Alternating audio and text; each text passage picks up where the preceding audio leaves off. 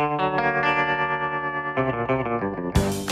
an industry stuffed with marketing bullshit, empty promises, and Chinese-suited liars, one woman's had enough. She knows what it's like to have the wrong clients, no money, and no time for fun. But she also knows how to fix it. And on the Business for Superheroes show, she promises to tell the down and dirty truth about business, sales, and running away with the circus. Here's your host, Vicky Fraser.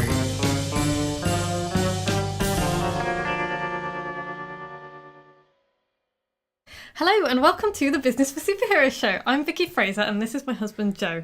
And this week we are drinking Mason's Yorkshire Lavender Infused Edition Gin, which was very kindly... Oh, we should go. Cheers. Cheers.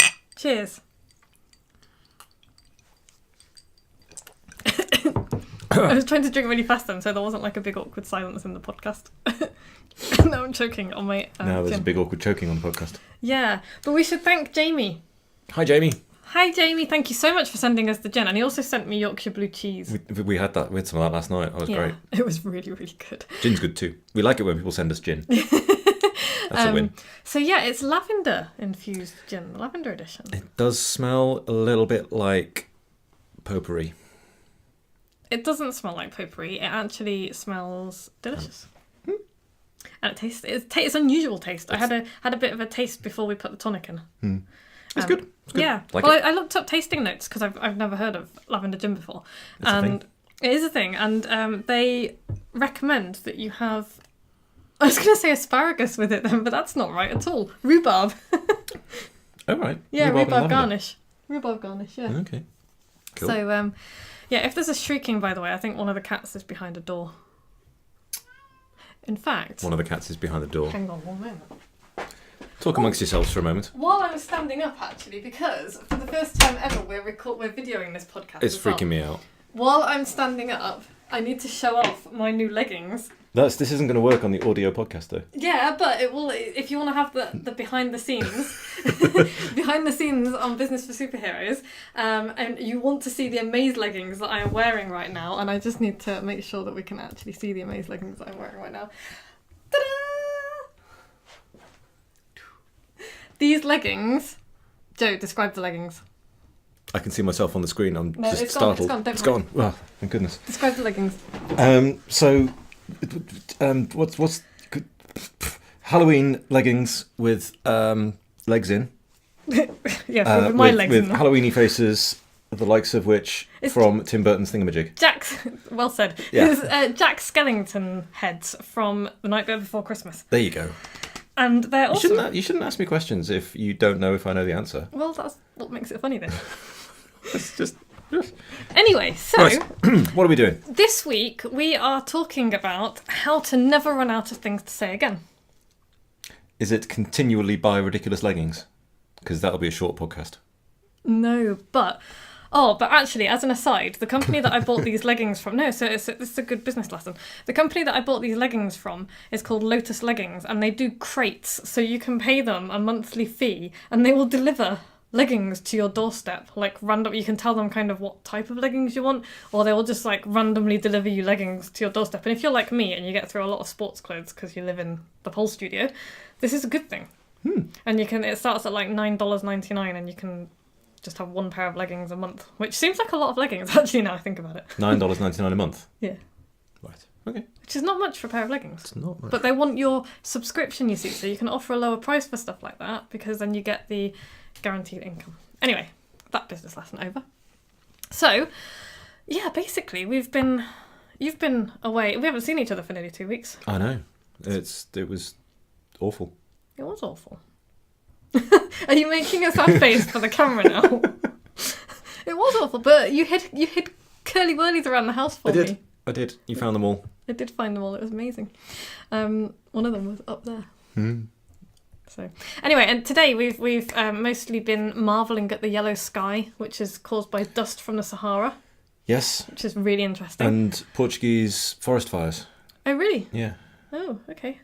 Apparently. Because it's been freakishly warm here the last few days, and that's because of the wind coming up from Africa. Yes, and Storm Ophelia is doing over island at the moment, It isn't it? is, yeah. I'm not laughing at that. Sorry, that looks like I'm laughing at that. I'm not, and I really hope that everybody in Ireland is okay, because it's given place a bit of a lashing. But I was giggling because one of my friends on Facebook earlier mentioned that stormophilia sounds like some kind of a deviant order that you were given a fetish bar, and it just made me laugh because it kind of does sound like some kind of a deviant activity. Anyway, Right. in this month's superheroes newsletter, I'm helping my superheroes get started with video. So, the benefits of video and This is freaking me out. how and where and why and what and... I would have had a shave or something if I'd known. No, you wouldn't. And while I was doing that, I was coming up with a load of ideas to actually make videos. Mm-hmm. And so it got me thinking about topics for kind of writing emails and blog posts and articles and videos and podcasts and newsletters. And hence videoing this podcast recording. Yeah, also that. So stop being free. Just forget about it. Freaking me out. Well, you can't even see the camera. I'm just conscious of my face. So is everybody else. I like your face. Anyway, quite often I get asked questions like, how do you come up with all your ideas? Or, your life is so much more interesting than mine. What would I write about? Which, by the way, that is not true, because everybody's life is interesting. It's just that not everybody does circus stuff. Your life is You always think that other people's fairly lives are unlikely, though, isn't it? Well, I don't know. It's not to me. It's quite likely to me. Mm. Anyway, so this week we are talking about how to always have something to say. Because you don't just have to talk or write about your thing all the time, because there's only so much you can say about mechanicking or dog training or copywriting or banana boats or whatever the hell it is that you sell. Right. Right. It was the banana boats threw me. Why? I kind of want a banana boat now. What's one of them? Oh, they're those horrific things that get dragged along behind speedboats that bounce everybody off at 50 miles an hour and kill them. Right, yes. So if you sell banana boats, stop it. Anyway, basically, if you want to never run out of anything to say, you just need to be interested in absolutely everything and watch interesting TV and films and documentaries and talk to people and listen, and that's it really. Okay, thanks, bye. That's it. Done. Yeah, we're done. Okay. No, I'm kidding. You think maybe we should give them some more detail and some help? More detail on that. That was kind of probably a bit rushed. Okay, we could do that. Let's start with listening to people. And we talked about listening when we did the whole hostage negotiation podcast series. Do you remember that? That was a great series. I enjoyed that one. No, you didn't. You kept moaning about the fact that it was going on When will the hostage negotiation end? Oh, which was hilarious because it was like we're holding everybody hostage with the hostage. Anyway, it was quite meta. So yeah, I cannot overstress how important listening to people is. Right. Really important. 2 ears, 1 mouth. We should be using them in at least that ratio. Okay. I kind of feel like I shouldn't talk anymore because I'm undoing my own Talk, goddammit. Don't leave it to me. So it's really important to just listen loads, and most people are really, really bad at it. And do the nodding and and And they're waiting for their turn to speak. Yeah. And so, basically ask your ideal customers or your target market or, random people how their life is going, how their business is going for your B2B. Like I would say to you, Joe, how's B2B? Business to business. Ah. So, Joe, how's life at Bytronic going? And rather than kind of, jump in and talk over him, which is what I would usually do. No, I don't. I would sit and listen and hear him tell me the same thing for the third time. But yeah, listen to what challenges they're facing, and don't be tempted to jump in and give advice or help yet. Just listen to them and make a note, whether it's a mental note or like an actual note, of each problem or challenge that they mention, and listen to the stories and anecdotes they tell. Mm-hmm. Because you'll learn a hell of a lot, because all of this stuff forms the perfect fodder for you to write about, because this person with their problem, whatever their problem is most certainly not the only person in the world to have this problem. No, for sure. They're going to be a pretty good, unless it's a very specific, I can't even think of. Anyway, but yeah, listen to their problems because they're going to be universal. But the different takes that people have on their problems and challenges will be what makes it interesting for you and for the stuff that you can write about. Does that make sense? It does. It does. Good. And you talk to quite a lot of people as part of your inner circle, don't you? You're talking to people all the time about their business and listening to them, and oof. Yeah, and I learned loads of stuff. Loads and loads of stuff. So, also listen to the language they use and the words they use. Sure. Because that's really important. Because when you're then writing your articles and your emails and your landing pages and your sales letters, you use that language back to them. Yes, you've got to be careful not to get sucked into absolute nonsense, geekery, buzzword, bingo bullshit stuff. Well, if that's the thing is, yeah, I'm totally against corporate jargon and all the rest of it. But if your target market is very technical and this is their everyday language of usage, then use it, learn it and use it, because it's like if you know that you're going to be talking to Nobel Prize winning scientists, then you can totally use words with like 15 syllables in. Yes. But if you're talking to, your average man on the street and you're wanting to educate them about science, if you're using scientific technical language, you're going to lose them at word 3. So we're getting slightly off topic here, but that's why it's important to kind of listen to the language they use and the words they use. So that's one thing. Talk to your customers, clients, talk to your target market, stalk people in Facebook groups and forums and things, and just look at what they're complaining about and look at what they're stuck on. You could write about current events. So, Storm Ophelia, for example. The importance of being prepared. I don't know. Nifty software that helps you track the storm. I found this amazing site called earth.nullschool.net, which will be in the show notes. That is a pretty cool thing. It's really cool. It shows you wind speed on the ground around the planet, and you can like swivel the globe around and so you can see the storm, and it's like, it's swirling and you've got the eye of the storm and it's coming up. But then you can also see how the land masses affect the wind patterns. It's fascinating because when you look at so you've got the warm air coming up from Africa, which is why we've had the yellow skies today. You can't see, but if you're watching the behind the scenes, Jo was just being a weather girl. So you've got the warm air coming up from Africa. This side. Why is it that side? No, I'm looking at the Earth from outside the Earth. Yeah, but the listener is over in front of you. Good point. So you've got the warm air coming up from Africa. And then it hits the Mediterranean. And then it gets swept across the Mediterranean from west to east to west. So I'm now very confused. From east to west. And it comes out that little mouth of the Mediterranean. And you can see how the land masses affect. Right. It's really interesting. I'm geeking out a little bit here. But you need to go to... It's a cool website. earth.nullschool. That's nullschool.net. And it's just awesome. Totally free, and you can spin the globe around and see what weather patterns are happening all around the world. Amazing. Anyway, I don't even know what I was talking about now. Nifty software. Yeah, current nifty events, things. Yeah, link it in with what you're doing somehow. So, you can talk about that kind of nifty software being really cool. And then, is there any nifty software that you can talk about that relates to your industry? Simple. You could use testimonials. You can quote people, use quotes from them. You can get videos to show and use, and you should be doing all this anyway. Or just use the ideas from them to spark off new articles and emails. And if you do testimonials the way I teach, which is how I learned from Sean D'Souza, who is completely awesome. Hi, Sean. Hi, Sean. You will get a ton of useful information from that, because the way he teaches testimonials, and now the way I teach testimonials, is that you ask people what they might have objected to before they bought your thing. And that kind of throws up really useful information. Yeah. So that's really, really good. What else could you use for stories? Ooh, all kinds of things. I find podcasts are a pretty rich minefield. Yeah, that's a really good. Yeah, that's not even in my notes, Jo. I know. I'm just making it up. Yeah. Things are happening. Things like no goldfish today. No goldfish. But yeah, podcasts. Podcasts. I get loads of my ideas for articles. Particularly good for people who are driving about a lot. Yeah. There's no excuse for listening to shit radio when you've got the whole planet's worth of podcasts to listen to. Yes.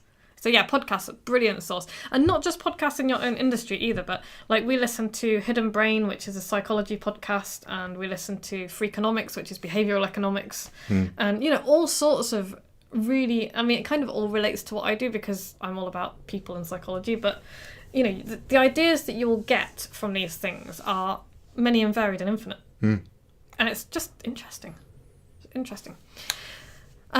How-to guides. You could create little how-to guides, either in video or in writing or whatever, and they are always really, really popular with people who have a problem. Yes. And you can recycle them in 10 years' time, and you can put them all together and call them a course. You can expand them and make it a book out of it. You can do all this sort of stuff. Anything you write, you got to kind of squirrel it away for future use. Oh, yeah. Don't just write an email and then lose it. Yeah. No, definitely don't do that. Like, yeah, file them away. Even if you just end up with a folder with 100 emails in it. Yep. You can just go back and expand and, take it further next time. For sure. Absolutely. And, if you're worried about giving away stuff that you could sell, then don't. Because sometimes it's a really good idea to give away your most valuable stuff. Mm-hmm. Because you want people to think, oh my God, this is awesome. And then you can always sell more stuff later on.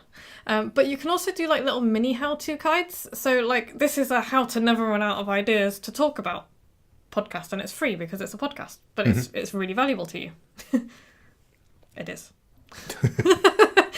But yeah, I mean, and also you can make how-to guides that you can sell, so you can expand them. You can do a very simple one and then expand it into a sold one. So like my next little training is going to be on how to use InDesign. Okay. But even though I'm not an InDesign expert, in fact, I'm like the very opposite of an InDesign expert. But my training is going to be stupendous for people who need it because it's going to address a very specific Yeah, you need thing. to do this job. Here's how you do it. Yeah, it's not like here's how to use all of the amazing features in InDesign because it's overwhelming. I've done courses like that before, and I've been like, there's too much. I don't even know where to start. I just want to know how to do this thing. So I've gone through the pain so that you don't have to. So basically, my next little training course is going to be how to create a newsletter in InDesign. Mm-hmm. And it's going to be, it might not be the most efficient way. It might not be the way an InDesign expert would do it, but it will get you a very good. It will get you there. It will get you there, and you will be able to do it like by the end of the hour or however long it takes. Cool. Don't even think it'll be an hour. I'm kind of writing notes at the moment. Anyway, so that's the kind of thing that you can do. You can give away how-tos, you can sell how-tos. If you want to see, by the way, a really great example of how-to videos used in marketing, look up a guy called Mike Brown on YouTube. That's Brown with an E on the end. Hi, Mike. He has no idea who we are. He might. He is a photographer and he does photography training, but he also does like a ton of free how-to videos on YouTube, and they're anywhere from like 5 minutes to half an hour long. And the one that I watched was how to take good photographs in fog, which I found really interesting actually because I'm interested in everything, which means I get nothing done. But he has like 250,000 subscribers on YouTube, and he has plenty of customers, and he gives away shitloads of information. Yeah. So this is how this stuff is done. There's a big difference between telling somebody how something's done and them either wanting to do it, having the time to do it, or needing to be shown. Yeah, just because you tell someone, here's the things you need to think about before you write a piece of copy, it doesn't mean they're going to write good copy. It just means they're more educated about copywriting. Exactly. And also, a lot of times people will want a lot more hand-holding from you. So a really good example is my book course. So my book course is great. It's a really good course. Everybody who's done it has basically just been like super impressed and has said how awesome it is. And posted you a book. Said, hey, here's my book. Yeah, well, no, not everybody has done it. And I'll come to that. Because not everybody who's bought it. Because you can't always guarantee that people are going to do the stuff that you give them or sell them.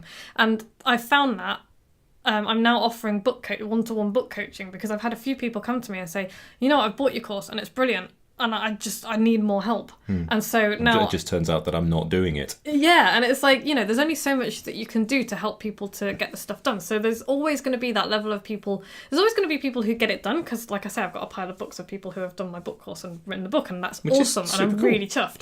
And then I've got a few people, like I've got 4 or 5 at the moment, I think, who I am one-to-one coaching to write their books because they simply were not getting it done themselves. Yeah. And that's fine. And it's like they've bought the course and then it's like, you know what, I need more from you. And you will always get people who will do that. It took me, by the way, a year and a half to realise that this was an income stream for me because it just didn't occur to me. So I'm very good at coming up with these ideas for everybody but me.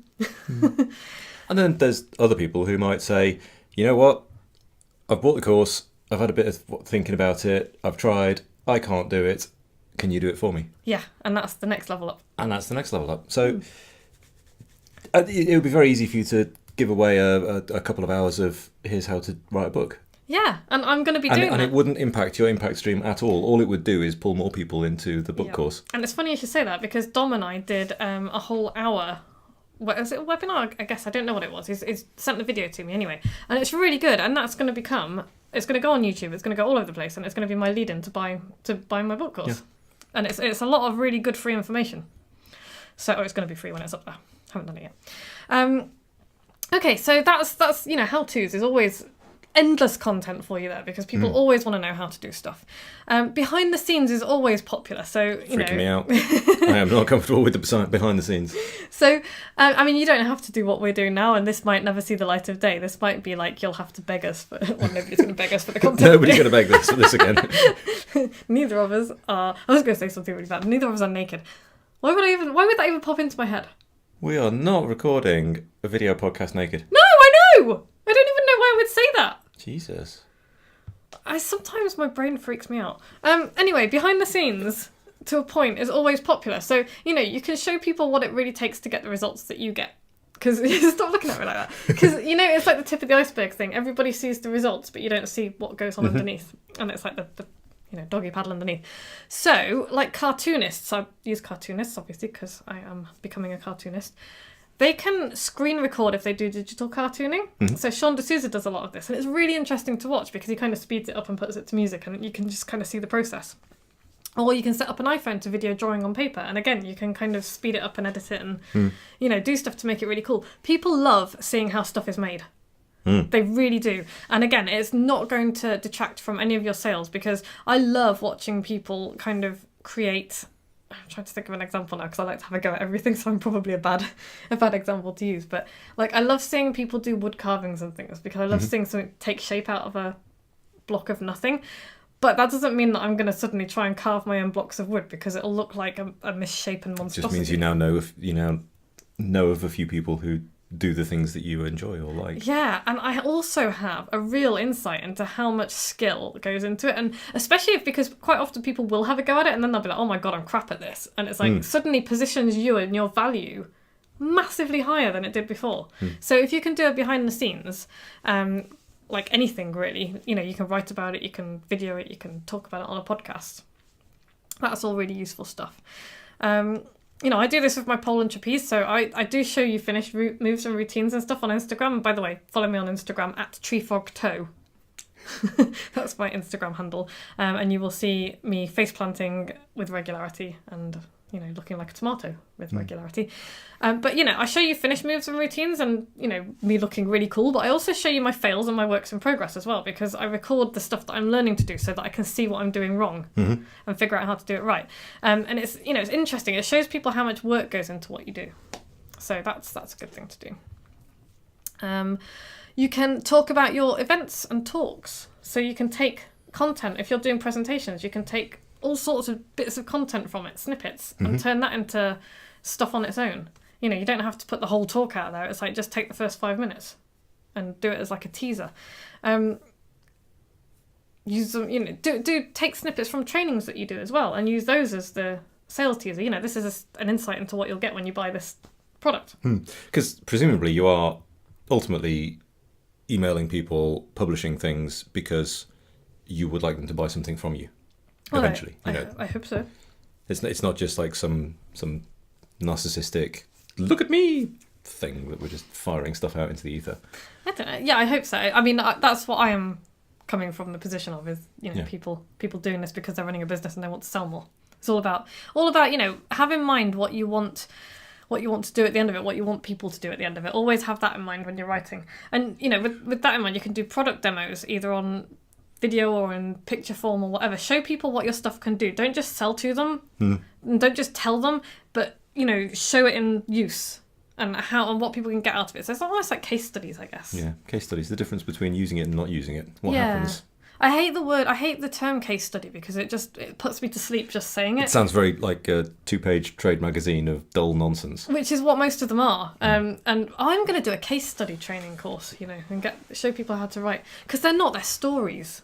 They're people's stories, and that's what they are. So you can do that. You can also talk about your life and who you are and, how you fit your life and business together and your struggles and funny stories and your successes. And so even if you are a B2C, a business to consumer business, so even if you're not selling business to business, you can still do this because people will be interested in how you're running a business. That's really cool. Most people don't do that. Most people work for somebody else, so they don't understand. They don't know what's going on in the background or the mechanics, and I think it's a bit frightening. But the more real and open you are, the better the relationships you form, I think. For sure, absolutely. In my experience, absolutely. There's almost no point pretending to be open if you're not going to be open. If you're going to invent some character that you're going to portray, that doesn't seem to work. And that doesn't mean that you share everything. It means that you share what you're comfortable sharing. But you do have to be willing to, share a bit of your life with people. If you want them to share a bit of their life and their money with you, then you have to be willing to give them some of yourself. And, Tanya. Hi, Tanya. Hi, Tanya. Is one of my superheroes, and she's coming to my Cider Fest. Excellent. Which is happening as you're listening to this. Jesus. No, next week. No. Yeah, next week. But by the time you're listening to this, the cut-off point, and you're too late, you can't come. So it's not even worth advertising it. I'm not going to. Yeah. I'm just going to. You're too late. If you wanted to come and you haven't signed up by now, you're too late. Yeah. Anyway, Tanya is in my world and coming to my Cider Fest because we live in the village where her uncle used to live when she grew up, so she knows our village. And she lives in Pembroke. Oh, I probably shouldn't say that. Pembrokeshire's a big place. She lives in Pembrokeshire, which is my favourite place in the world to go on holiday. It's where I had all of my childhood holidays. And so that's what drew her into my world, even before she started looking at what I was doing and how I could help her. So does she know the dingle? Well, it's opposite the pub, isn't it? So, yeah, I would imagine so. I'm sure she's going to come to the house at some point. So yeah, that was, that's people will be interested in you and who you are. They will be. So just talk about yourself. Another way to get loads of endless fodder, take an opposing position to most people in your industry and then write about it and defend it, because that will get attention as well. It'll be interesting for people to read something other than the usual stuff that everybody else spouts. And just read lots and lots and lots about your subject and life in general, and read, learn things, absorb stuff, comment on it, and then comment on it, put your take on things. So what's this week's takeaway, Joe? Be interesting. Read, absorb things, share them with your people. It's right there. Everything can be turned into content. If you're not on Vicky's email list, get on it, because each email is a little lesson in how to write about anything. It is, it's true. Some of the emails are better than others. Some of the emails I write and then send and go, oh, I kind of wish I hadn't hit send on that and it's a bit late. But, it's honest. It's honest. Yeah. Sometimes ill-advised, but honest. Takeaway. Everything can be turned into content, basically. Don't be afraid. You do the whole kind of reading and talking thing better than I do. I sound like I'm reading. Next week, something a little... So what's coming up next week? Next week, something a little bit different. I'm into... And now for something completely different. Sorry, I'm Python. I'm interviewing Rowena Wilson about what she does for a living, and she is a makeup artist. Hi, Rowena. Hi, Rowena. So tune in, because it'll be fascinating, because she is not just your normal everyday makeup artist. What she does is pretty awesome. Okay. And we're going to be talking about that, and we're also going to be talking about bit personal branding stuff, and because she did my makeup for my photo shoots. Cool. Yeah. So that's what we'll be doing next week. But anyway, speaking of endless content, seamless link, I have started a new thing, and I'm putting it out there because James, has promised me public humiliation if I haven't done this by the end of October. The book club. It will have a better name by the time you join it. But for now, it's just the book club, and it's free. And if you're wondering why it's free, have a look at the behind the scenes video at that enormous pile of books that is taller than I am almost. I've read a couple of them, but most of them, I haven't read yet.